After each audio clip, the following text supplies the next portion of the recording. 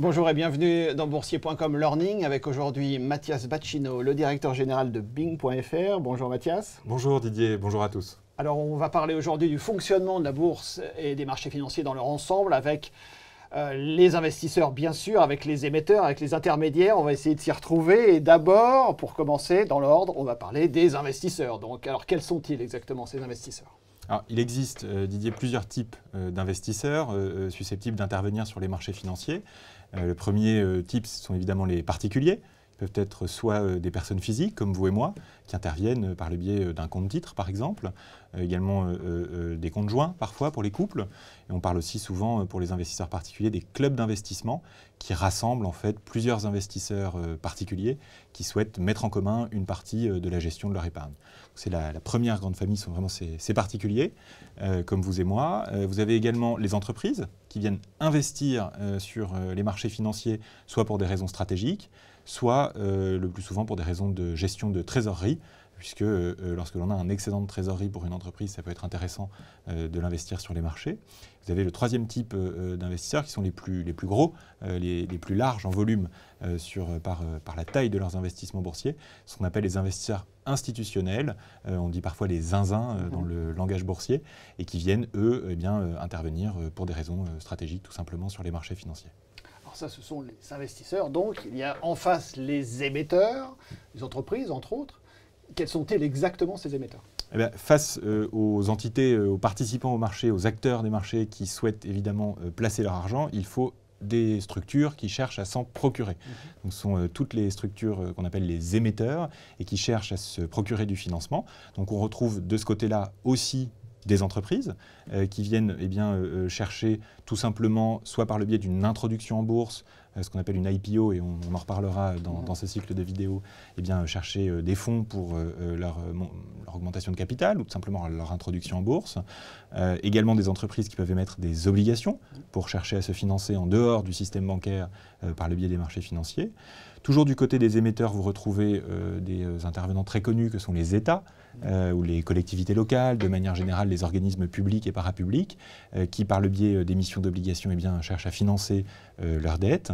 Et troisième grande catégorie d'intervenants du côté des émetteurs sont évidemment les institutions financières, comme les banques par exemple, qui émettent des titres, soit des obligations, soit parfois des produits dérivés, comme les turbos par exemple, ou les varants ou les certificats, et qui viennent proposer ces solutions d'investissement également sur les marchés. On parle là aussi d'émetteurs. Alors pour que les marchés fonctionnent de façon efficiente, on parle évidemment d'un côté des investisseurs et des émetteurs, mais on parle aussi des intermédiaires. Il faut mettre en relation les deux. Comment ça fonctionne exactement, sans oublier aussi les régulateurs ? Alors, il faut effectivement, pour que la rencontre entre une offre et une demande se fasse, qu'on ait un lieu pour cela. Cette responsabilité-là dans le fonctionnement des marchés financiers est assurée par ce qu'on appelle les entreprises de marché, donc qui viennent comme des opérateurs historiques, comme Euronext ou NYSE, qui viennent faire fonctionner tout simplement un marché, un lieu de rencontre. Ça peut être un lieu de deux ordres, soit un marché qu'on appelle réglementé, qu'on appelle les opérateurs historiques, comme par exemple Euronext ou NYSE qu'on mentionnait, ou Borsa Italiana et d'autres, mais également des marchés non réglementés qui peuvent être opérés par des acteurs traditionnels, on pense par exemple à Alternext pour Euronext, et qui sont en général des systèmes multilatéraux tout simplement d'échange, mais qui n'ont pas les mêmes contraintes et les mêmes règles que les marchés réglementés.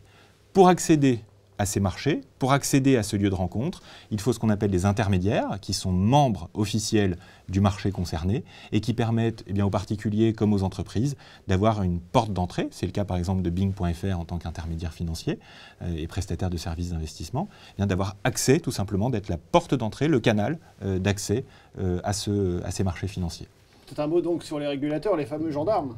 Alors le gendarme de la bourse en France est bien connu, il s'agit de l'autorité des marchés financiers et le régulateur est évidemment indispensable pour faire fonctionner un ensemble aussi complexe que ce sont les marchés financiers avec des émetteurs, des investisseurs, des places de marché, des intermédiaires et donc l'autorité des marchés financiers en France vient réguler, surveiller, contrôler le bon fonctionnement de ces marchés financiers avec 3 objectifs principaux en tête.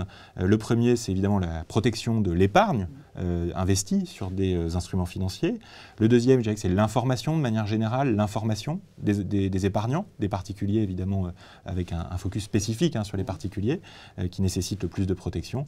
Et de manière générale, l'autorité des marchés financiers surveille le bon fonctionnement au quotidien des marchés d'instruments financiers. Merci beaucoup Mathias et à bientôt pour un prochain rendez-vous donc de boursier.com Learning.